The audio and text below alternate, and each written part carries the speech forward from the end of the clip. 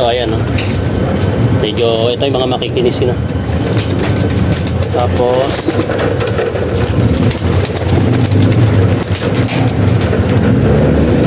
ito naman yung magulang nung Tacloban champion natin sa MM nitong February lang, nakatatapos lang ng South sa MMFC. Ito yung nanay. Yan, Raiso yan. Cross ng 3rd overall Tacloban.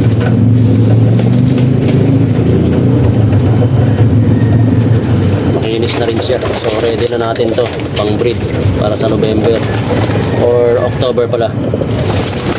Ayan. Ganda ng mga katawan, ayos na. Kaya lang hindi pa lahat tapos maglubog, no?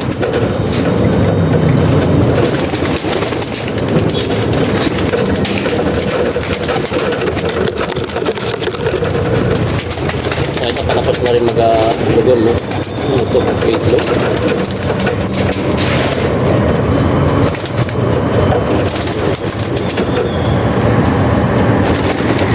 Ito naman yung Koopman. Yan, direct galing to kay Nutrena. Ito yung nag-out si Nutrena ng mga ibon nun is nakakuha tayo ng 3. Kaya lang kay paring Rico yun. So ito hiniram ko muna kay paring Rico. Laking hin. Ganda ng spot niya sa buntot. Koopman.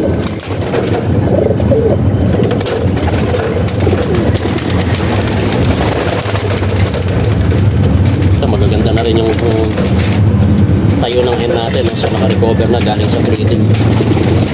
Kaparing Glenden, triple line Tomiso. Yan, RC triple line Tomiso. Ayan, linis na. Ang cross nito bali ang apo na to hindi ako nagkakamali, apo sa tuhod. Maasin ni Harry si cross ng triple line ni Tomiso. So ganda ng katawan mga kalipad. Ganda na i-breed.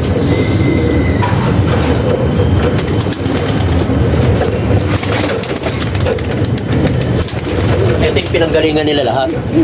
Ito yung nasa pedigree mismo. Kaya lang ayaw na mag-anak. So kakto, hinalo ko rito sa babae. Kaya ako kung sino yung mga itlog, wala ayaw pa rin.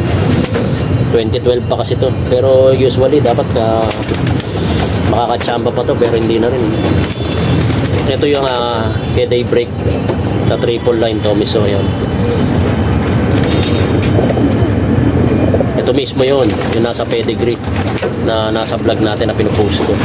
Siya mismo na direktang anak ng triple line Tomiso at saka maasin ni Harry C. So ayan, sayang kahit isang piraso lang hindi ako mabigyan ng anak.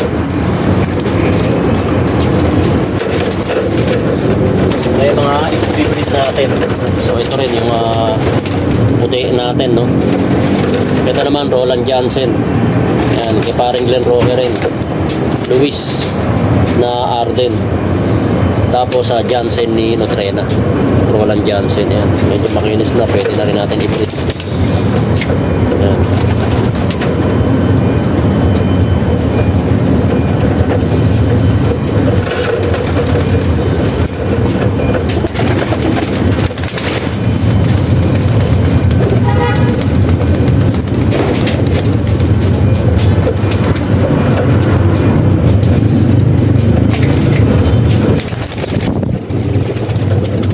Ito naman yung producer natin. Ito, producer talaga to. Lahat ng anak nito sa South tumatawid, nagkaklak ng kalbayog. Kaya anak din ito yung nanalo sa MMFC ng 9th overall ng year 2022. North na na-divert ng South Batnog 2, 9th overall anak nito. So bago yun is nilaro ko rin yung mga anak nito, no? Sa nilaro namin ni paring Rico Steve, nilaro namin sa WPFC.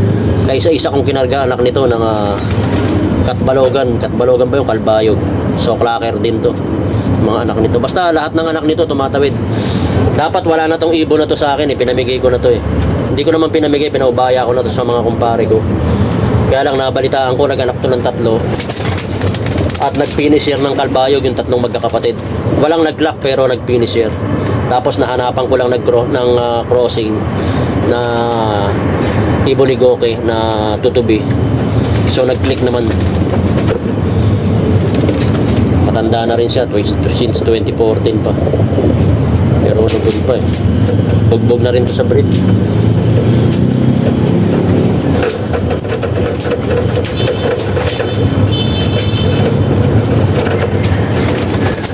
Mga inbreeding natin ayun.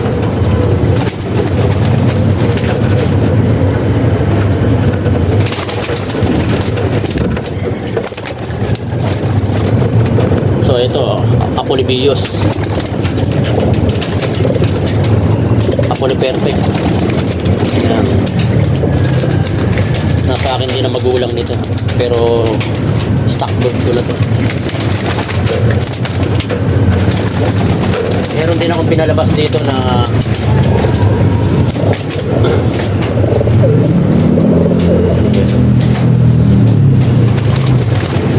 ito ng halos na mga i-cross natin. Ito marami akong napalabas dito dahil ito ang lolo't lola nito is yun nga si Bios. Si Bios ang lolo ano apat. Bali ako na sa tuhod ni, so hindi ko na sasabihin yung pangalan, no. So noong 2016 sa MMFC Daybird Tacloban, first overall Tacloban. Tapos ang crossing niya is year 2015, first overall Tacloban Bios winner, car winner sa MM din. 2015, 2016 lolo't lola nila overall sa Tacloban sa MMFC. Ito yung tatlo tong pinalabas ko na to. So ito ngayon yung mga ginagamit kasi ang nanay nito is nagkasapola na, napabayaan ko sa pits, tumaba na, hindi ko na malaya na dapat dinayad ko pala.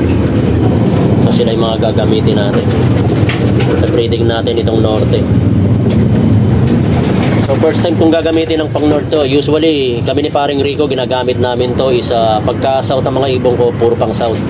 Marami rin akong norte rito na mga overall ng north. Pero yun ang ginagamit namin pagka norte ang panlaban, ang singsing na kukunin namin. Pero ngayon gagamit muna tayo ng pang south sa breeding.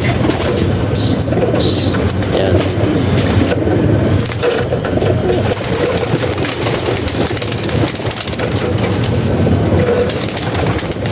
Bentoke, yan. Ito naman si Kamikaze. Yan. Apo rin to nung car winner din 2019 yata yon si Kamikaze sa MMFC overall. Hindi ko lang alam kung north ba ata yun. Ito yung anak. Pero Vandenbroek din ang baseline niya. Dami natin Vandenbroek dito. Ayan, mga Vandenbroek natin. Lalaking mga babae. Kaya lang, lugo na lugo.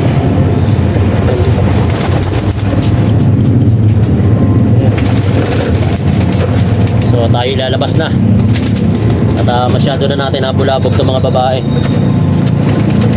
Liparan na ng liparan. Baka may stress na. So, ayan mga kalipad. At antayin na lang natin pumasok yung mga young bird natin, at saka yung mga pang north natin. So pakakainin na natin sila. So doon muna tayo sa labas. At binigyan ko lang to ng tubig. At nireveal ko lang sa ating mga kalipad, yung mga gagamitin nating breeder para sa breeding ng North 2025 para sa BBCM.